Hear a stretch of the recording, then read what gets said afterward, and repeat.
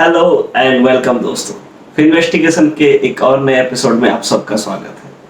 तो आज का हमारा टॉपिक है म्यूचुअल फंड। म्यूचुअल फंड जैसा कि नाम से हम सबको लगता है कि सब्जेक्ट टू मार्केट रिस्क है, करेक्ट। काफी सारे एड कैंपेन्स आ रहे हैं आजकल। एड कैंपेन्स को देख के हमें लगता है कि चलो यार इन्वेस्ट शुरू कर देना चाहिए, कुछ अमाउंट तो हम लगा के देख ही सकते हैं, है ना।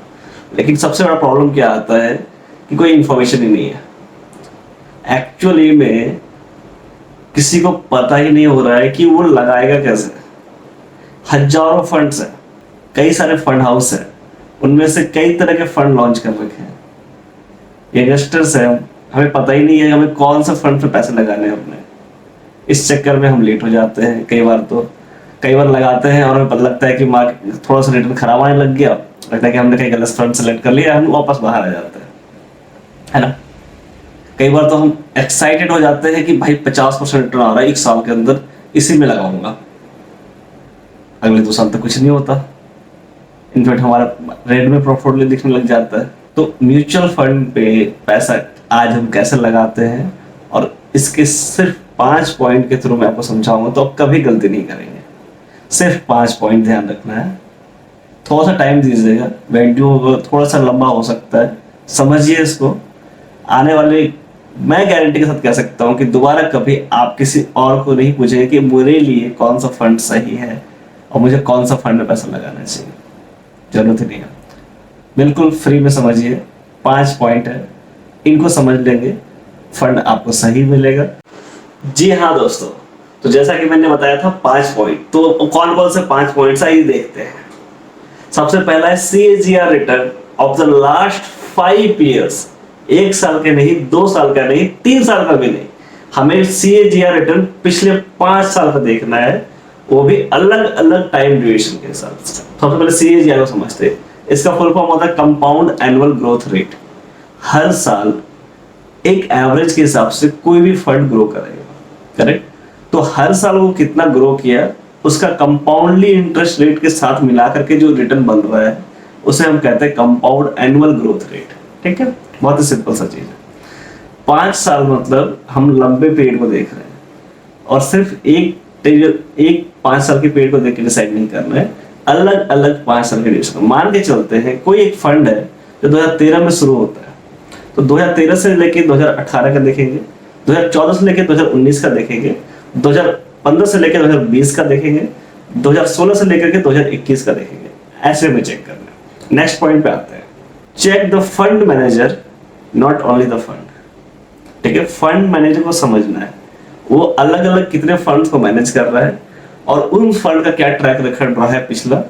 ये हमारा इन्वेस्टिंग के म्यूचुअल फंड के सिलेक्शन में बहुत मेजर इंपॉर्टेंट रोल रहने वाला है। ठीक है, ये बहुत ही इंपॉर्टेंट पॉइंट है कि हमें फंड मैनेजर के भी पार्ट को समझना होता है। रिस्क वर्सेस रिवॉर्ड, इसका सिंपल सा मतलब समझिए। अगर हमारा निफ्टी 50 यानी कि मार्केट, शेयर बाजार जब गिर रहा होता है, डाउन ट्रेंड में होता है, तो उसके कंपैरिजन में मेरा फंड कम गिरे, और जब मार्केट बढ़ रहा हो तो मेरा फंड मार्केट को आउट परफॉर्म करे, मतलब कि हमारा अल्फा बढ़ा रहा है। तो जिसमें रिस्क कम हो मार्केट से और जिस फंड में रिवॉर्ड मार्केट से ज्यादा हो, ये हमें सिलेक्ट करना है। चिंता मत कीजिए, अभी अगर कंफ्यूजन हो रहा होगा तो मैं आपको स्लाइड्स पे दिखाऊंगा, सारी चीजें क्लियर हो जाएंगी। AUM यानी कि एसेट अंडर मैनेजमेंट, उस फंड हाउस में जो पैसा आया हुआ है उस पर्टिकुलर फंड के लिए, उसका फंड साइज कितना बड़ा है। ठीक है, इससे होता क्या है कि अगर फंड मैनेजर के पास जरूरत से ज्यादा पैसा आ जाए तो सही तरह से मैनेज नहीं कर सकता और फिर उस पैसे को उसे जरूरत ना भी हो तब भी इन्वेस्ट करते रहना पड़ता है, ताकि उससे फिर क्या होता है कि रिटर्न इम्पैक्ट होता चला जाता है। तो कोशिश ये कीजिए कि जब हम किसी लार्ज कैप फंड में या फ्लैक्सी कैप फंड में या ब्लू चिप फंड में लगा रहे हैं पैसा, तो उसका एसेट अंडर मैनेजमेंट कम से कम 5,000 हो, मैक्सिमम 10,000 हो, इससे ज्यादा नहीं होना चाहिए। 4,000 से लेके 11,000 भी चला सकते हैं हम काम। ये मैं आपको एक ओवरव्यू दे दिया समझने के लिए। मिड कैप फंड अगर है या स्मॉल कैप फंड है, 2,000 से 5,000 करोड़ का AUM सफिशिएंट रहेगा। और लास्ट पॉइंट है consistency, consistency with the holding. अब इसका क्या मतलब है कि अगर मेरा कोई फंड मैनेजर किसी फंड में पैसा लगा रखा है, फंड यानी कि किसी शेयर में पैसा लगा रखा है, तो वो हर 6 महीने पे 3 महीने पे क्वार्टरली उसको बेच रहा ना हो, अलग अलग प्रोफाइल को पूरा बिल्कुल चर्न ना कर दिया हो, है ना। बिल्कुल कंसिस्टेंस अगर जो होता है, मुझे वो फंड पर्टिकुलरली बहुत पसंद आता है, पर्सनली मैं बताता हूँ। ठीक है, तो ये 5 पॉइंट हमें हमेशा ध्यान रखना है। आइए चलिए फिर शुरू करते हैं और सीधा स्क्रीन पे चलते हैं और देखते हैं कि इन 5 पॉइंट्स को हम कैसे रियली में फाइंड आउट करके एक अच्छा फंड को समझ सकते हैं। ठीक है, आइए स्क्रीन पे मिलते हैं। तो जैसे कि दोस्तों हमने कई सारे फंड्स के बारे में समझा, है ना। तो अभी हमारा फंड है सर, हमने एक चेक किया है, ऐसे ही हमने एक रैंडमली फंड पिक किया है। एक्चुअली मैं बताना चाहूंगा एज ए डिस्क्लेमर, इस फंड में मेरा खुद का निवेश भी है।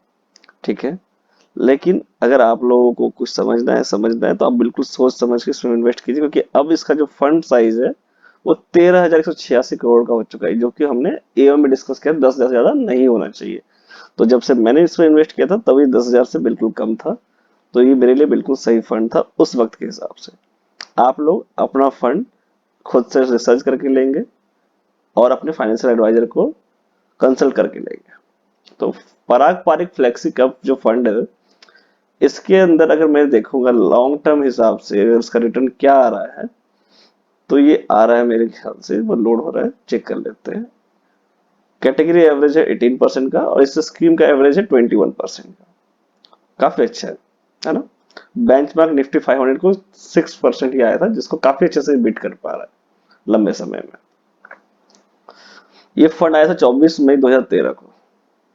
तो हम इसके अलग अलग ड्यूरेशन के हिसाब से इसका हम रिटर्न भी चेक करेंगे। अब हम देखते हैं कि जब मार्केट गिर रहा था तो हम इसको कैसे चेक कर सकते हैं ना। इसमें जब मार्केट गिर रहा था तो इसकी वॉलेटिलिटी आप चेक कीजिए। इसका जो बीटा है 0.58% है एज कम्पेयर टू मार्केट का 0.85 के हिसाब से, तो इसका कैटेगरी एवरेज के हिसाब से अगर देखा जाए तो काफी अच्छे से बीटा भी मैनेजेबल है। और जब हम अल्फा देखते हैं तो बेटर रिस्क एडजस्टमेंट रिटर्न इसका 11.51% है, जो कि ह्यूज है इसके कैटेगरी एवरेज से, जो कि 1.76 है सर। 11% के मतलब 10% से अपने कैटेगरी एवरेज को बीट कर रहा है। काफी अच्छा फंड हाउस है, करेक्ट। अब हम चेक करेंगे कि इस कंपनी के जो फंड मैनेजर्स हैं, जैसे कि मिस्टर राजीव थक्कर, मिस्टर रौनक ओंकार, जो 2013 से हैं, और 2016 में मिस्टर राज मेहता जुड़े हैं, तो इन तीनों का क्या पास्ट ट्रैक रहा है, इनके बाकी फंड्स में कैसा इनका रिकॉर्ड है, तो वो सब हम यहाँ से चेक करेंगे। इनका इन फंड्स में Parag Parikh flexi cap fund, direct growth, इन सब जो फंड्स है टैक्स सेवर फंड में, इन सब का भी हम अलग अलग परसेंटेज निकालेंगे और चेक करेंगे। अब हमें देखना है कि ये तो हमें लंबे समय में 21% शो हो रहा है, बट क्या किसी ईयर में ऐसा तो नहीं कि जब मैं एसआईपी कर रहा हूँ और उसका रिटर्न जो है वो काफी कम आया हो। तो वो भी हमें चेक करना बहुत ज्यादा जरूरी है, करेक्ट। तो उसको भी हम चेक कर लेते हैं। जी हाँ, देखिए यहाँ पे हमारे पास एक एवरेज आ गया। तो हम क्या करेंगे, हम देखते हैं, सबसे पहले आते हैं इसकी बिगिनिंग में 2013 से, है ना। 2013 में फंड मई को लिस्ट हुआ था, मई को। तो हम 24 मई से 2013 से लेकर के हम देखते हैं 2018 मई का, करेक्ट। इन 5 साल का अगर एवरेज देखेंगे तो 19% का है। That is Thums Up. ये 10% से कम बिल्कुल नहीं होना चाहिए। अब हम देखते हैं 2014 से क्या हुआ।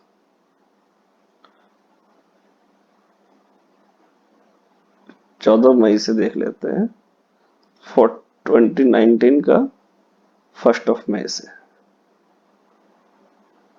16%। ठीक है, नॉट बैड।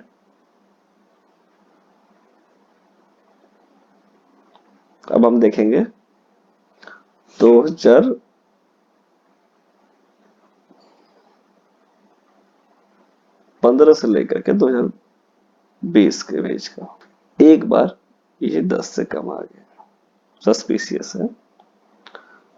3 बार हमारा बेटर है, मार्केट काफी क्रैश हुआ था, करेक्ट। तो ये रिटर्न खराब दिख रहा है, ओके।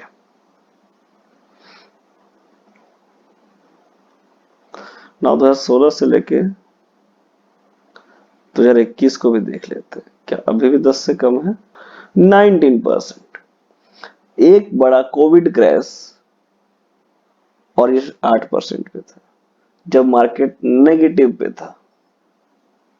जब मार्केट पिछले 5 साल का नेगेटिव रिटर्न दे रहा था, तब हमारा फंड फिर भी 8% का 5 साल का एवरेज दे रहा था।